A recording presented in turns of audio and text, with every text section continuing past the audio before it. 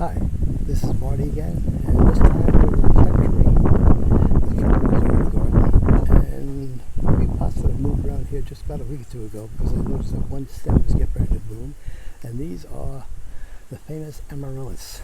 These are the red with a little white center, white yellowish center, and I just had they're so pretty, and I started these out many years ago from a Spanish fellow on the end of the street up really from the island of Dominica, I believe it was, I think.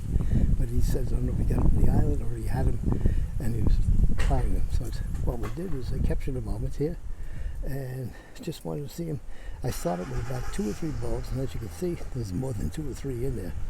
And to give you a little short history of what I do with these is I've been tracking it and I'm learning gardening as we're going over time.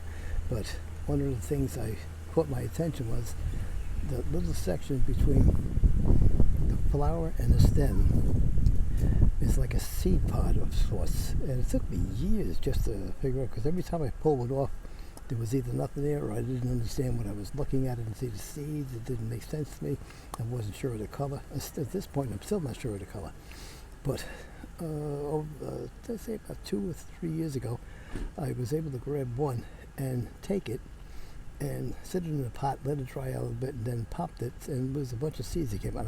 You get for me, like, I don't know if it was white or black. I think tendency to turn dark in color, so we'll just leave it at that for the moment.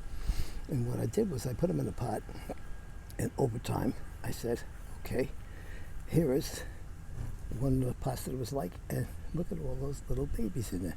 So now I believe this is the 2nd year of them coming, and what I'm doing is waiting for these little poppies to either sprout. Let me just get a little further over here. Either to sprout a flower and a stem, and I don't see anything on any of them. There are 1 or 2 that are large, but I'm not sure if that was from the same batch or an earlier batch. But what we're doing now is just for posterity purposes, just capturing the moment, and I just want to have a visual memory of what they look like in March of 2020, so this way I can just keep historical records of what they did. And as you can see, there's a few more over there, and that's what they are, Amaryllis. And thank you for stopping by the Green Dougherty to take a look. And let me sneeze a second. Huh?